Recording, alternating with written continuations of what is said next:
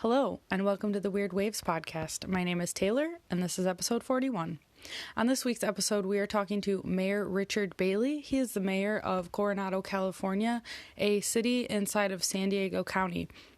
He found himself in the middle of a surfing debacle when a viral video of a surfer almost being arrested for surfing in San Diego County caught his attention, and he decided to go public and make a statement. It's a very interesting episode. We hear all about who makes what rules regarding COVID-19, why they made the rules, and why he believes that opening up San Diego County beaches is the right decision. This is an amazing episode. Mayor Bailey is a very smart guy. He's very good at explaining the different ways our system works here in the States. And I just really enjoyed this episode. I really hope that you guys enjoy it too. Glad we got to figure it out. Yeah, me too. So how's your day going so far?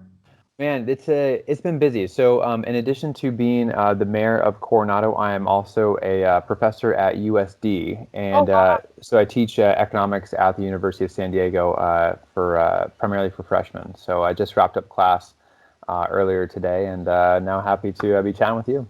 Yeah, awesome. How happy are you to be done with teaching? It's you know what, I enjoy it, and it's actually kind of a nice break from all the political stuff that's going on right now. Yeah. And it's a nice mental distraction from that. How long have you been a professor? This is my first semester, actually. So wow. Just about since January. That's so cool. Did you go to this college, or did you go to a different school? I didn't. I went to Cal Poly San Luis Obispo for my undergrad, and then went to attended the University of North Dakota for graduate school. And so just kind of I did a couple guest lectures at University of San Diego over the last couple of years, and they said, hey, we have an opening, we'd love to have you come on. So just fit perfectly within my schedule. So yeah, do that a few hours a week now. That's awesome. So you're adjunct faculty? That's right. Yeah. That's cool. That's really cool. Good time. What did you get your degrees in? Undergrad was business finance, and then graduate was economics. Awesome. What kind of economics is your favorite part? I'm a bit, I eat it all up, honestly. I love macroecon though, just because I love understanding how large systems affect individuals, and how do you match those systems up with what the desired outcome is for most individuals. And it's fun seeing what other countries have done and are currently doing, and how does that affect the quality of life for the people that they represent. What was it that made you decide to get into politics? I can, for whatever reason, I've just always been fascinated with public policy, both from a campaign side of things, like how do you form a message that resonates with enough people to actually get elected, and then once you are elected, how do you go about formulating your policies and pushing them through, right? It's one thing to get elected, but then it's another thing to actually be an effective representative. And so I've always just been intrigued by philosophy in government. Where does government get its authority from? How do you build consensus among the people you represent? What does a constitutional republic really mean? How does that go about protecting people's individual rights? How do you keep a society together like the United States, which is built upon individual freedoms, while still having like an eye towards the collective well-being of a nation? And I think those are just really fascinating questions to answer. I would totally agree with you. It's interesting to hear. It seems like you had like a 3-part answer to that question. That's really interesting. Is not only how do you get elected, but then what do you do once they pick you? Yeah. Because it's very interesting. What is the hardest thing about campaigning? I've always thought that was an interesting aspect of every country, but especially the American way. There's so much money that goes into it, so it's very interesting. There's so much money that goes into it, and a lot of people. So I was first elected as mayor at the age of 30. I'm 33 currently, and a lot of people have asked me, well, what's the trick to getting elected?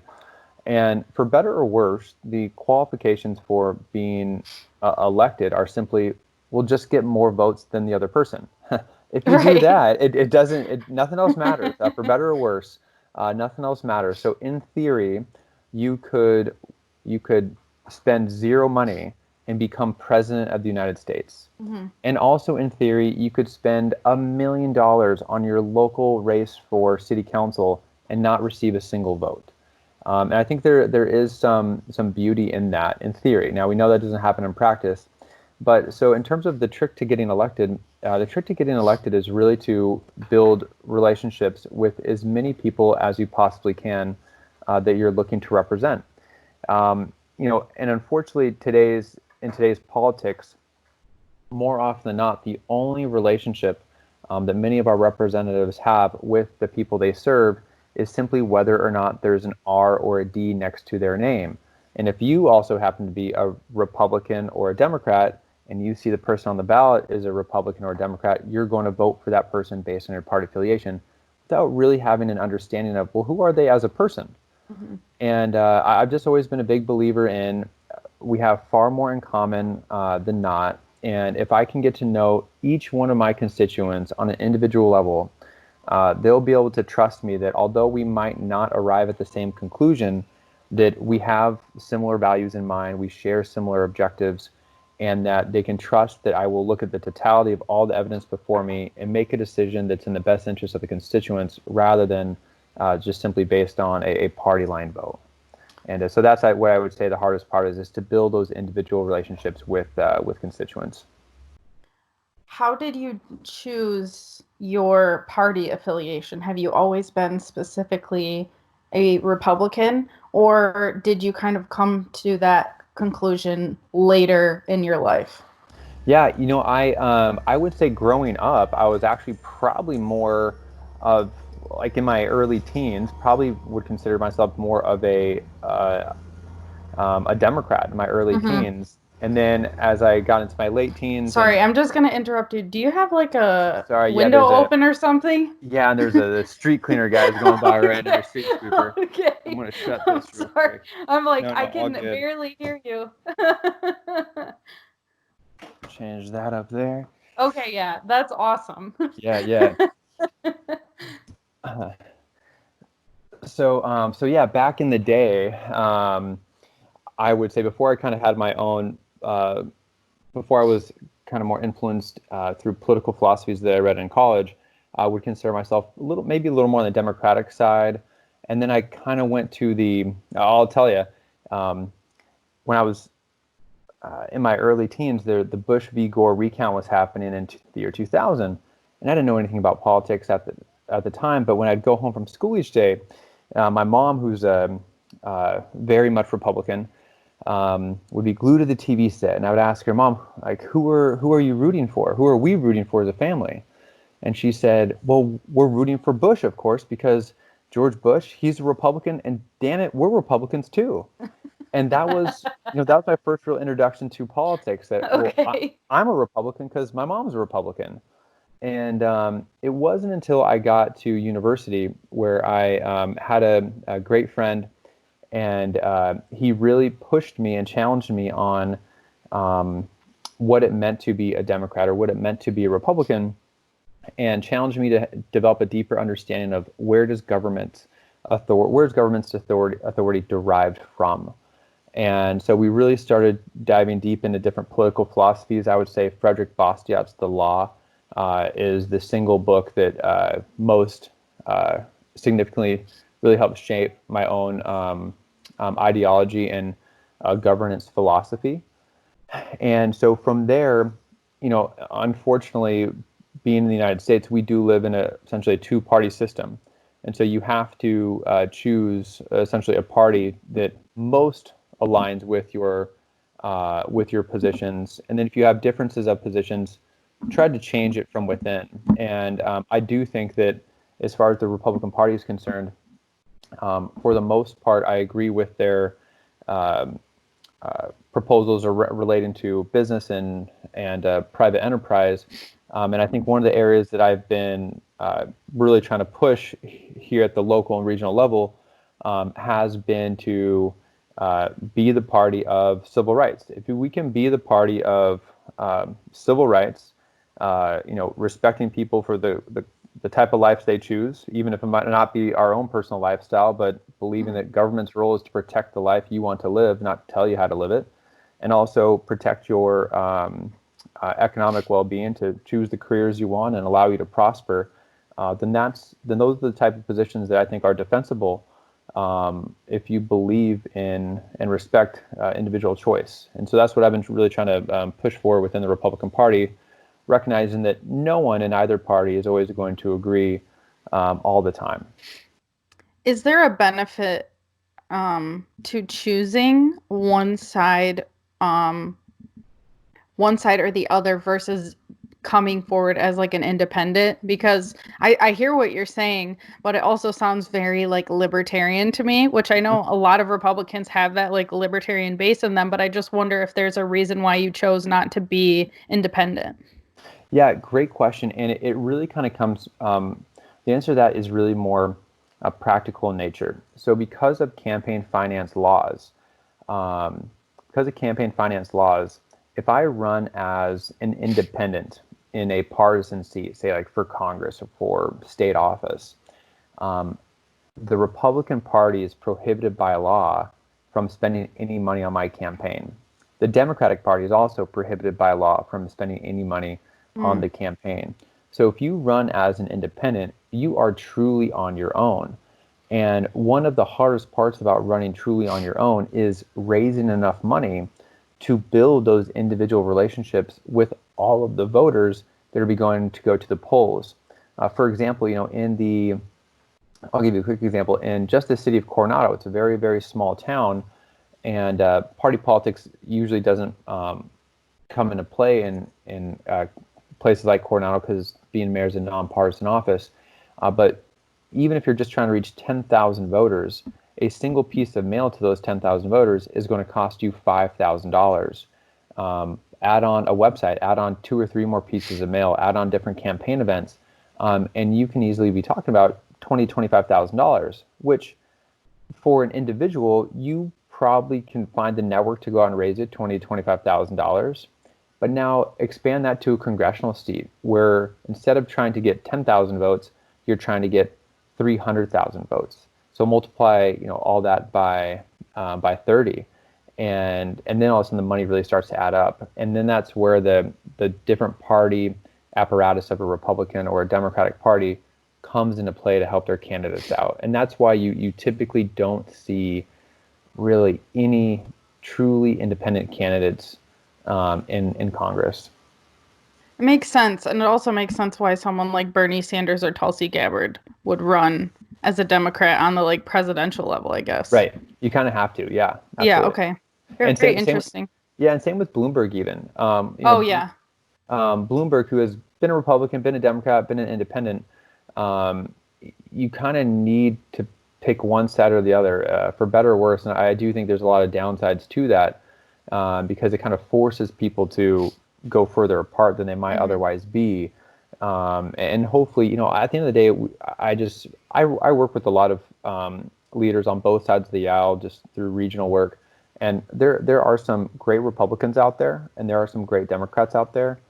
And unfortunately, there are a lot of people that are just very loud on both sides that don't necessarily offer any nuance when it comes to policy, but just want to win for the sake of winning instead of winning for the sake of advancing policies that improve people's lives.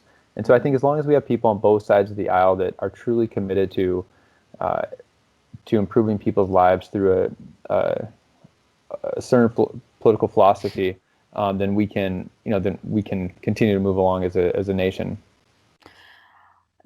Since there is such a feeling in the country of dissatisfaction from the executive branch, I've heard of movements from people saying like focus on your local government because it actually affects your life more in a general sense than the executive branch does. How true is that, and how can people become more involved?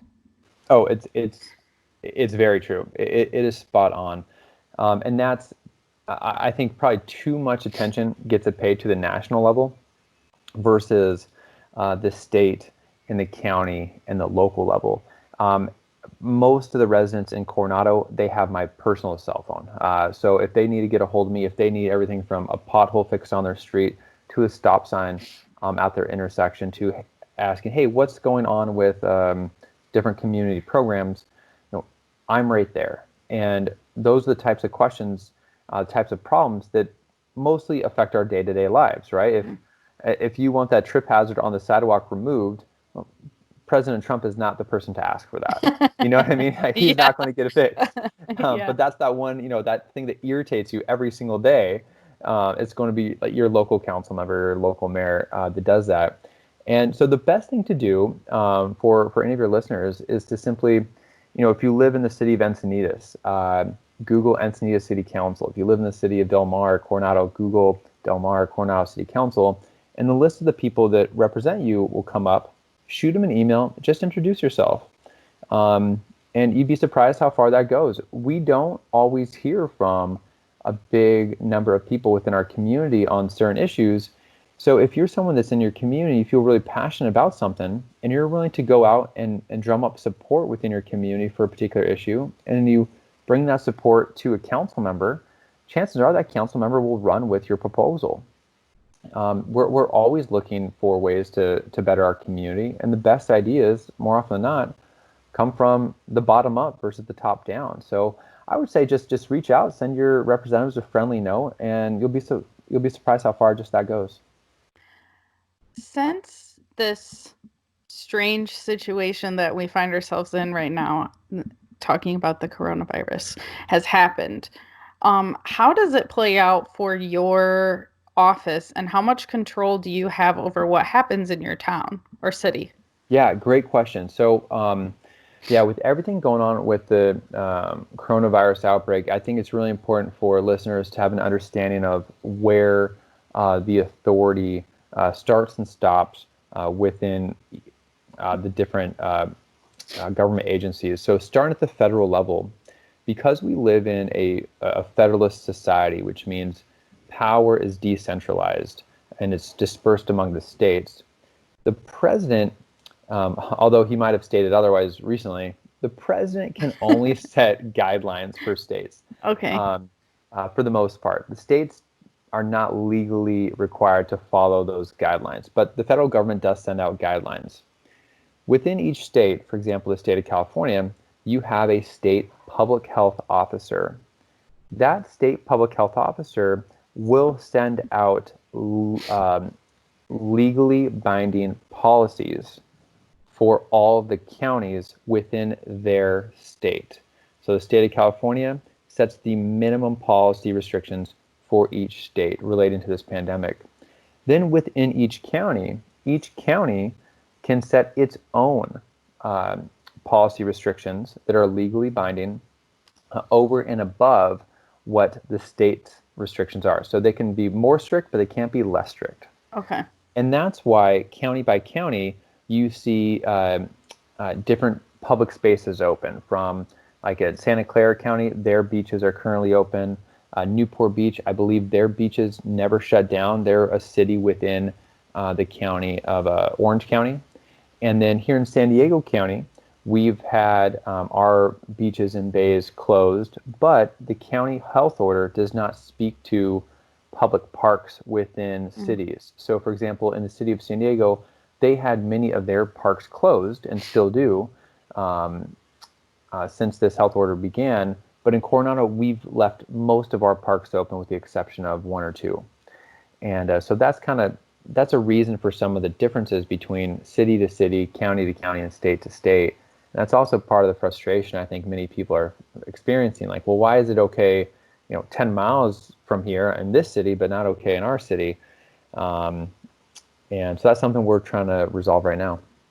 Yeah, it's really interesting. It is very confusing because for specifically where I live, Indiana has kind of like, I would say it's in the middle of where the rules are as far as strict or lax. It's pretty moderate, but our mayor put in a pretty strict curfew. And it was very like, it just kind of seemed like, Arbitrary? I'm just gonna do something, Yep.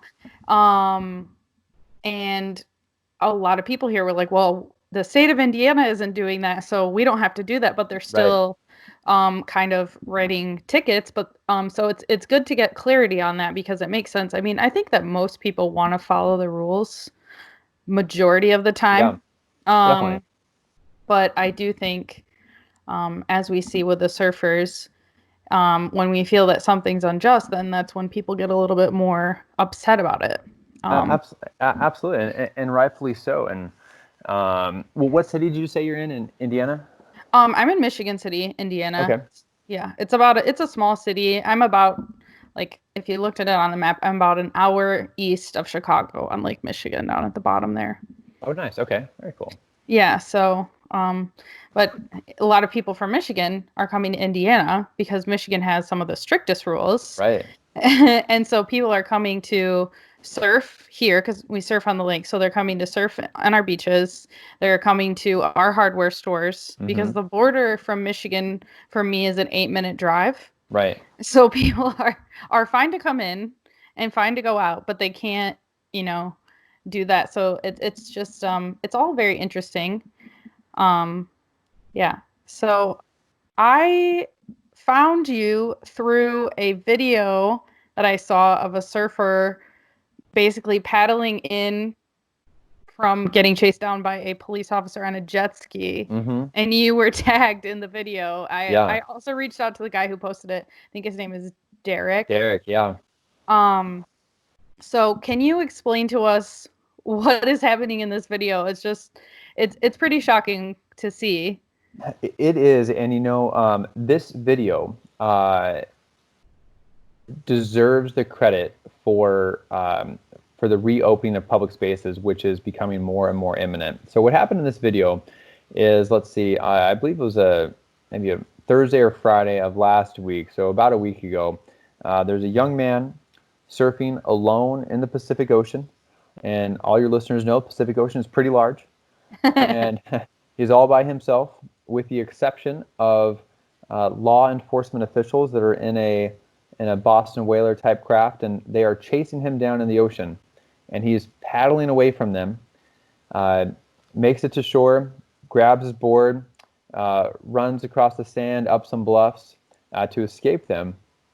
And the ironic part about all this is that as he's running away, in order to get away, he had to run through a crowd of about 2 or 3 dozen onlookers. Yeah. And the ironic part about it is that, a crowd of 2 or 3 dozen onlookers, you can make the case, is more of a threat to the public's health than a lone surfer in the ocean. Mm-hmm. And so seeing that, I just figured, you know what, like, that's enough. I had been asking for changes to these policies privately for several weeks, and I wasn't satisfied with the answers I was getting. And sorry, you're Yeah, sorry. asking the questions to San Diego County officials? Great question. Yes, Okay. Asking the question of San Diego County health officials, because Okay. it's the San Diego County health officer that sets the second round of restrictions for our jurisdiction here. Okay. And so asking the question, one, what standards are you using to assess what progress our region is making towards, quote, flattening the curve? Since we didn't have any standards that went into lockdown, there were no obvious standards to assess our progress to determine, well, when is it appropriate to reopen public spaces and businesses? So I've been asking that question for several weeks without an answer.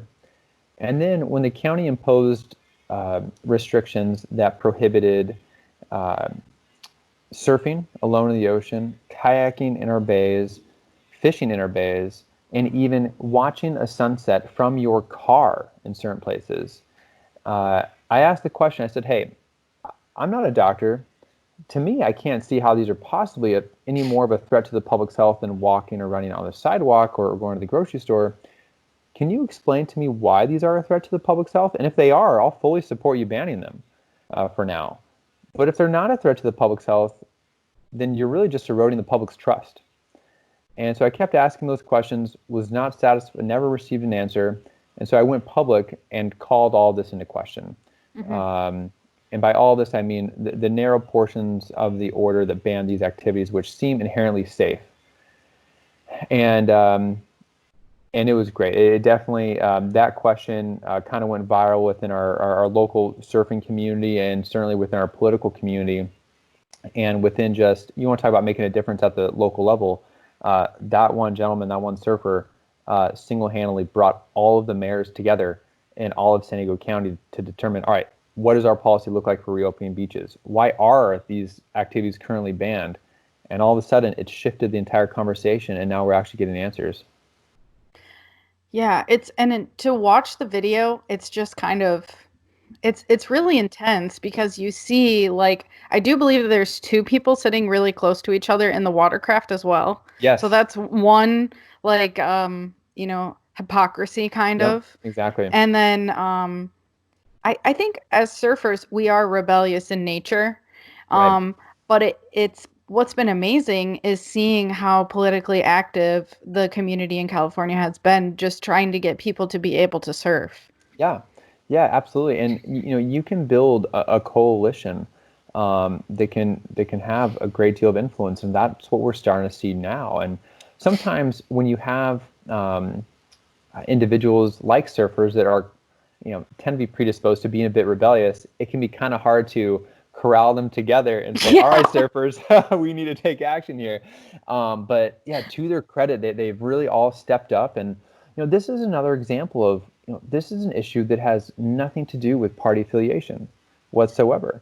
You actually have in the county, on the county subcommittee, you have a Republican and a Democrat that is both have outsized influence on this public health order.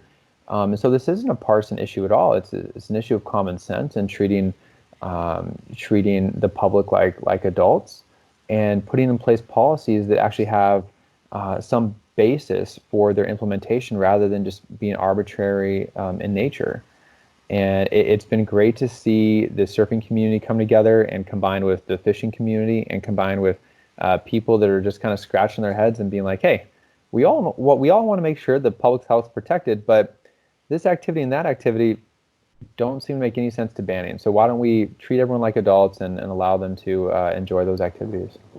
So since you went public with this, first of all, when you decide that you want to go public, what does that look like for you? Do you contact media? Do you reach out to people saying that you want to make some sort of statement? And then after that, when did the change, like what changes have been in effect since you decided to go public? Sure. So this is kind of one of the more artful portions of being an elected representative.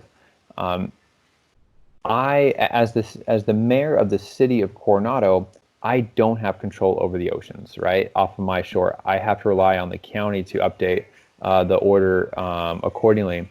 And hey, would you mind turn down the music just a little bit? Oh, thank you. I have to update.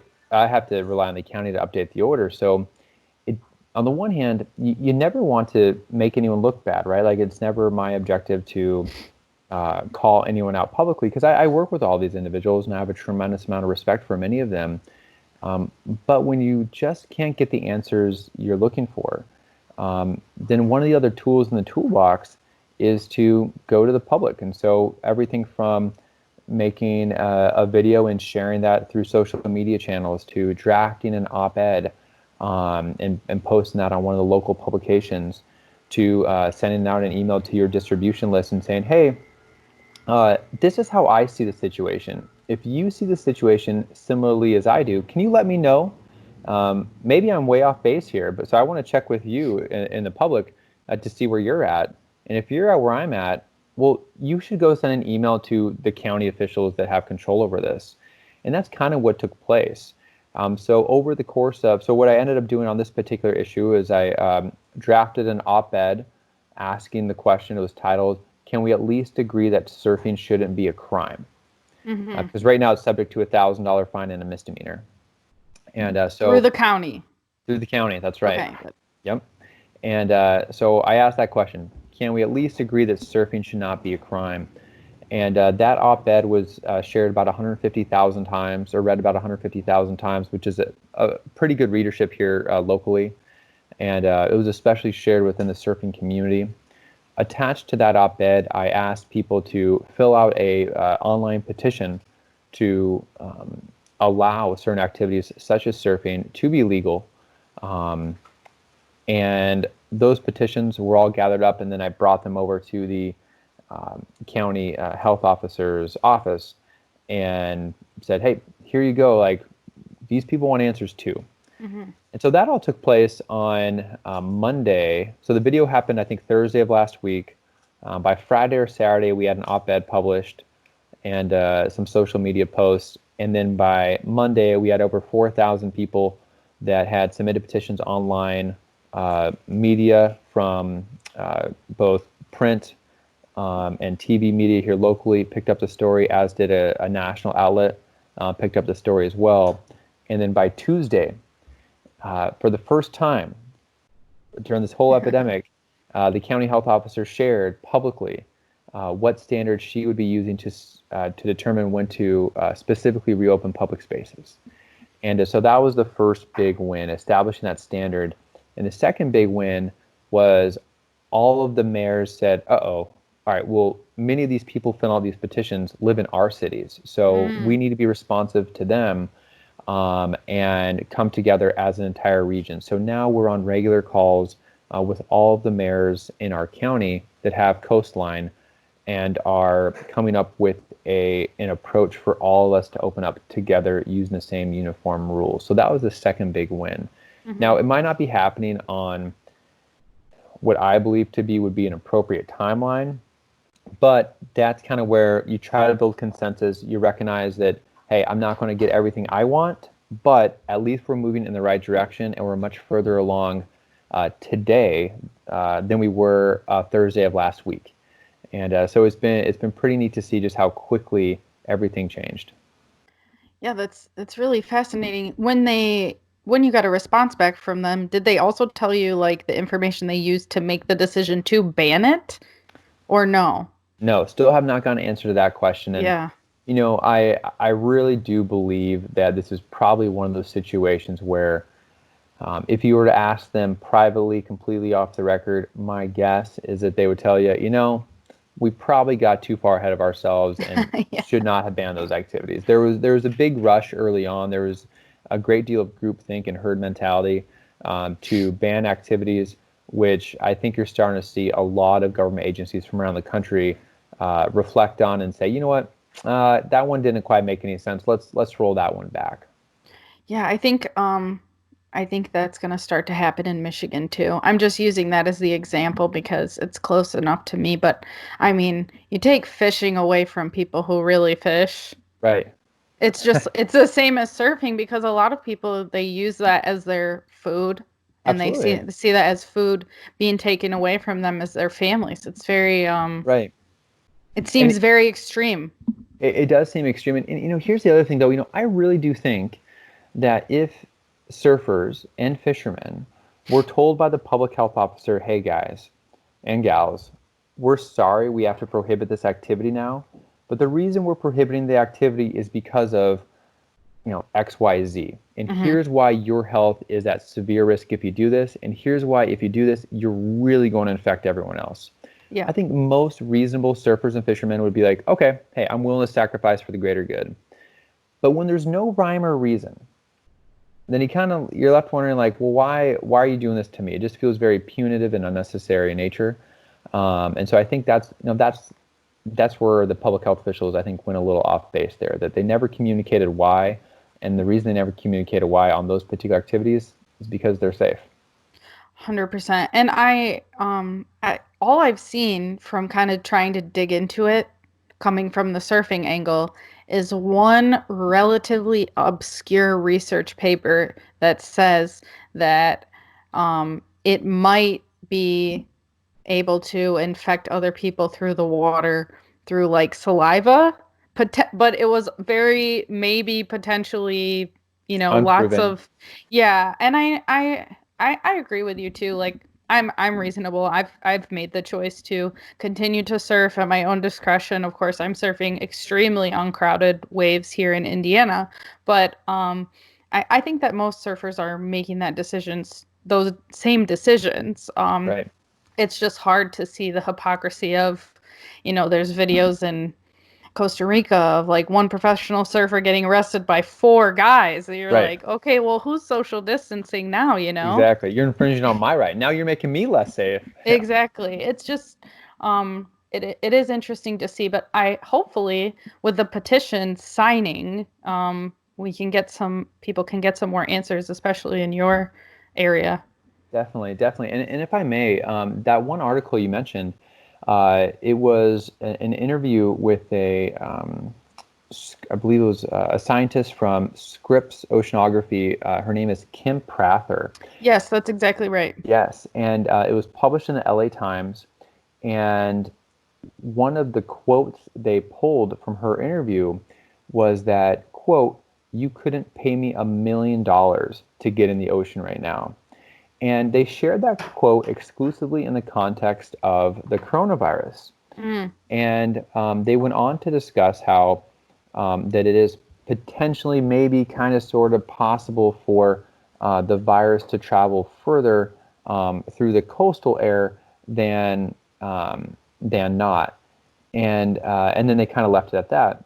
Kim Prather, after this article was published, actually issued a tweet and a Facebook post where she reported that her quotes were taken out of context, Mm. and that she actually cringed when she read it, because she said that the quote around her not getting in the ocean for $1 million was directly related to a question about sewage that's in the ocean. And we do have sewage issues here from Mexico, given our proximity. So she was saying, you couldn't pay me $1 million to get in the ocean because of all the sewage that's coming up our coast from Mexico, not because of her fear that she might be more likely to get sick from the coronavirus.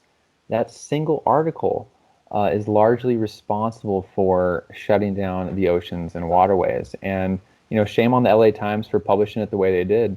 But that is one of the great sources of frustration when you have otherwise reputable news outlets like the LA Times, San Diego Times, New York Times, LA Times, Chicago Times, etc.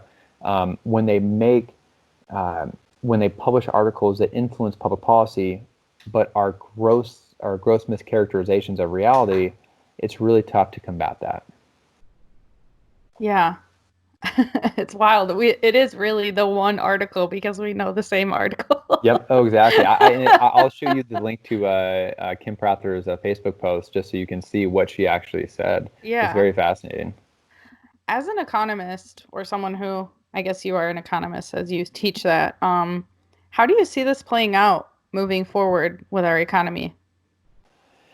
Well, no one knows for sure, and anyone that you can be sure the person doesn't know if you ask them and they tell you, "Oh, I know for sure," because no one knows, and that's what makes this so scary, is that uncertainty that surrounds this. I have a lot of. It's all about probabilities, and I think the probability of us as a nation entering into a recession is extremely high, and right now, as of today, April 23rd, we, with 4 million people entering unemployment this week compared to last, we have now wiped out all job gains from the Great Recession of 12 years ago. We have more people unemployed now than were unemployed during the Great Depression back in the early part of the 20th century. So these are very scary statistics. The other thing that's scary about this is that if we were to just flip the switch and say everything is back open right now, our economy might be able to withstand this 2-month blow. But there are going to be a lot of people that are nervous about going out and visiting restaurants or traveling even domestically, and so that is going to have a major ripple effect across the airlines, the hotels, the restaurants, etc. The amusement parks, and these are the types of businesses that have a lot of employees that might be low-wage employees who will now be out of a job for many months, if not years. And the other concerning part here is that and that's all that's all predicated on flipping the switch and opening the economy today. It's unlikely that would happen, and the medical advice from the medical professionals is that should not happen. It should be a gradual reopening of the economy. So that's going to prolong the recovery. And also, given that how much money is being pumped into our money supply right now from the federal government and the central bank, you could enter a period known as stagflation, where you have a high number of unemployed individuals, but you start having a high amount of inflation, meaning that the dollar in your pocket isn't going to go as far as it once did. And that's a very scary situation for an economic system to be in. But I think the probability of us reaching that in the next 6 to 18 months is increasing. But once again, no one knows for sure. Because of the uncertainty, is there any kind of advice that you can give to people to try and, I guess, prepare themselves or ready themselves for what is potentially to come? I think that that's a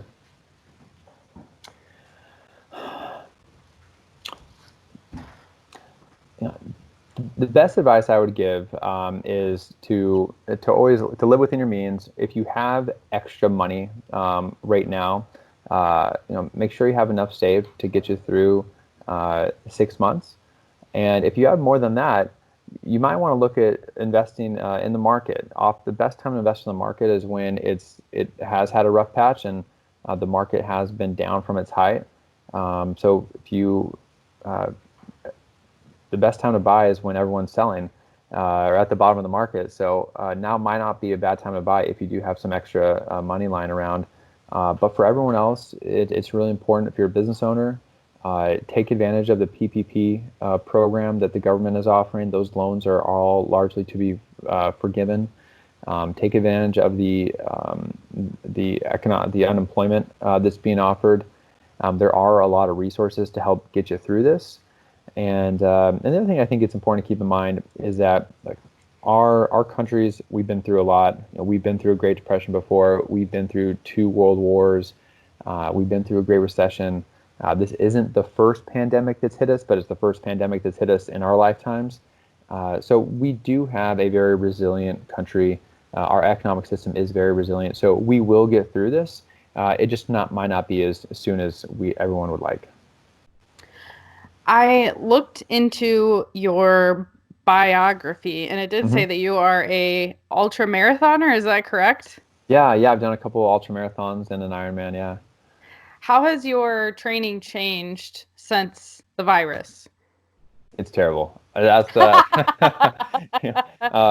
that's I've been very fortunate that knock on wood, none of my friends or family members have been ill from this, and although many of us have all seen a hit to our personal incomes, we should be able to manage through it.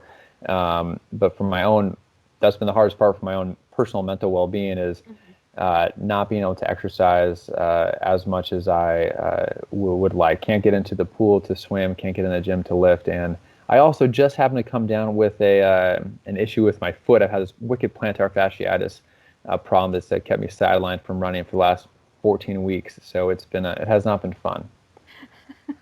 Tough.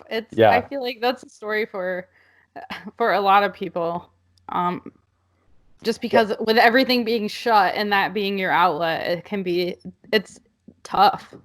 It really is. And, that is something that a lot of medical professionals are starting to point out that, hey, yes, we need to be concerned about the coronavirus pandemic. However, if we've essentially shut down all other forms of mental and physical outlets, there are other health concerns that will manifest themselves now and in the near future.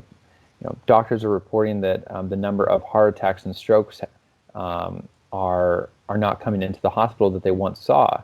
It's not because those things aren't happening. It's because people aren't going to the hospital, and people aren't going to the hospital for more routine checkups as well. That will have an effect down the road, as those people who weren't evaluated now for, say, breast cancer screenings or colonoscopies, that is going to stack up on the medical system as we reopen the economy, reopen society. And those people that didn't get their checkups now and wait 3 or 4 or 5 months, unfortunately, many of them will have health consequences down the road that they wouldn't otherwise have had. So the response to this virus is going to take a toll in ways that are kind of unforeseen at the moment and right now unquantifiable. Totally. But yeah, if you can fix my foot, darn it, Taylor, I'd be an even bigger fan than I already am. Yeah, I wish. I have one last question for you related to the surfing. It's actually from someone who lives in San Francisco. He was a guest on our show. And he said, you should be aware of the military influence on the beach. So much of the beach is for military use as well. So I'm wondering if it makes more sense for it to be closed because of that fact. Great question. Yeah, so the city of Coronado, we have within our city limits like an incredibly big beach. And the beach is broken down into different areas. And we have one portion of the beach is for two portions of our beaches are for public use, and two portions of our beach are on federal property and are technically on Navy bases, which are off limits to the general public. So every single Navy SEAL that serves our country gets their start in Coronado. And so those beaches are largely used by the SEAL teams and also their families for enjoyment. So there is some training that takes place, but that training from military operations takes place on the federal property. Okay, so it's separate from the beaches that you are trying to have reopened to the public. Correct. They're right next to each other, but they are separate from one another. Okay. Awesome. Well, thank you so much for doing this interview. This was awesome. Hey, my pleasure. No, thanks for inviting me on, and I'm very hopeful we'll get some public spaces opened up in the near future. And that was episode 41. I really hope that you guys enjoyed it. And an update is the day that this releases, Monday, April 27th, they have actually since opened San Diego County beaches because of this petition. This is amazing to be on the inside kind of watching this all play out since our interview took place. And it just really goes to show that if you get a group of people together with a common goal, you can make a change. So this is awesome. Let us know if you like this episode. Let us know your thoughts. Should people be surfing? Should they not be surfing? What are you personally doing about the situation? We would love to hear from you, any feedback that you have. And of course, we will see you next Monday with another episode.